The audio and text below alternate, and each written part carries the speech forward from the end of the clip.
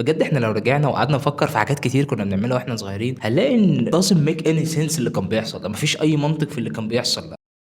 كان ايه في دماغنا لما نلعب كرة في الشارع بالشبشب؟ ليه تلعب كرة بالشبشب؟ شبشب عادي، فانت عارف ان انت هيخش في رجلك مسمار ازازة، في حاجة غلط هتحصل. الفكرة ان انت مجرب وشفت بعينك صاحبك واخوك وابن عمك والراجل الكبير اللي جه يلعب معاكوا كرة في الشارع كان بيلعب معاكوا ودخل في رجله ازازة، اي حاجة حصلت في رجله وهو بيلعب بالشبشب. ليه تلعب بالشبشب وكمان من غير شراب؟ يعني انت تبقاش معفن كده. وكمان ما كانتش طلعت الموضه بتاعت دلوقتي انك تلبس الشراب كده وترفعه شويه وتبقى لابس شبشب عليه. الموضه دي ما كانتش طلعت بقى اللي هو.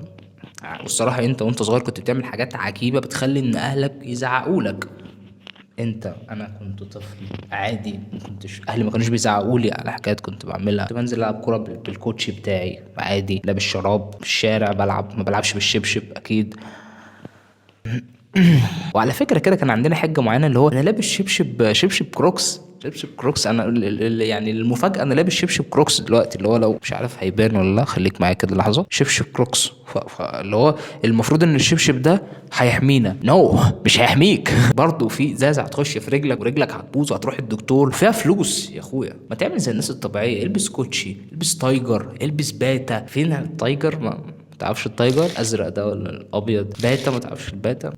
خدها في الجيش برضو بنلعب بيها زمان ب 15 جنيه كده او اقل كمان، مش عارف حضرتش الحاجات دي. انا لو قعدت 100 سنه ان اوصف لكم قد ايه الدنيا حر هنا انتوا مش هتستوعبوا حاجه زي كده، مش هتستوعبوا للاسف يعني. المروحة فوقية بتجيب هوا بالسالب تقريبا. وكان عندنا حجة تانية بنقولها، يا عيني انا بشفق علينا واحنا صغيرين، ان لما نلبس شبشب بقى فلما الصلاة بقى تيجي الاذان يأذن كده عايزين نخش نصلي بقى، الدنيا هتبقى سهلة، مش هنقعد بقى نقلع الكوتشي وكده، لا لابسين شبشب فهنقلع بقى ونخش بسهولة. يا ابني ابوك كان عيل صغير قبل ما انت تبقى عيل صغير. المشكلة هنا انك اصلا كنت بتلبس شورت بحيث انك من تحت اللي هو الشبشب سهل وكده، واول لما الشيخ يجي يقول لك يلا يلا يا ابني، يلا يا شباب خش يلا صلاة، يلا يا شباب المستقبل هنخش نصلي دلوقتي، شيخ بس انا لابس شورت مش هينفع، انت عارف مش هينفع اخش اصلي بالشورت. انا كنت نازل بس اقف مع صحابي، يعني نازلين نقف وقفه حلوه بس كده قدام البيت بتاعنا او كده، بس الكوره جت لحد قدامنا فاحنا قلنا نسخن بس شويه كده، هنسخن بس مش نلعب قوي يعني، حاجه خفيفه كده، فلعبنا بالشبشب بقى مش مهم. المره الجايه بقى نلبس التايجر بتاعنا عادي، يلا المره دي بس.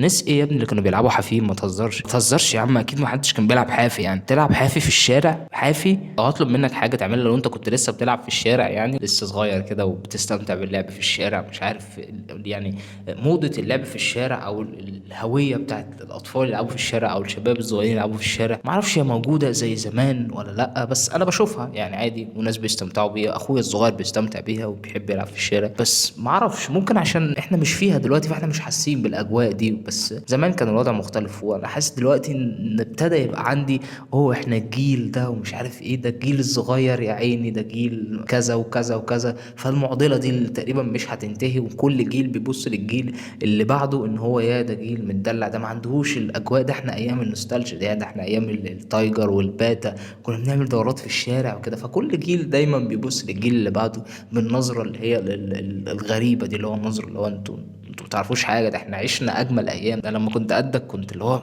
ما تعرفش انت حاجه، ما تعرفش حاجه عن اللي انا كنت بعمله زمان وانا قدك، يا ايام اللعب في الشارع يا جدع ايه ده. لا بجد لو اطلب منك حاجه ما تنزلش من بيتك وانت لابس كوتشي، ما تلبسش شبشب، ما تخليش عندك شبشب خالص، هو كوتشي انت كوتشي، عشان اول ما تيجي الكوره كده تيجي جنبنا وانت اشوط بس، هدوقها بس، هودي حته كده في المقص هوديها هناك هشوطها هناك، تبقى انت لابس كوتشي. لكن ما تجيش تبقى انت لابس شبشب وبتاع، هتلاقي نفسك خلاص بقى هتضعف. انت الكوره الساحره المستديره هتضعف، احنا بنضعف قدام الكوره، فهتلاقي نفسك يلا ماتش يلا بينا ماتش نلعب. لعبنا احنا كتير في الشارع خلي بالك بالشبشب.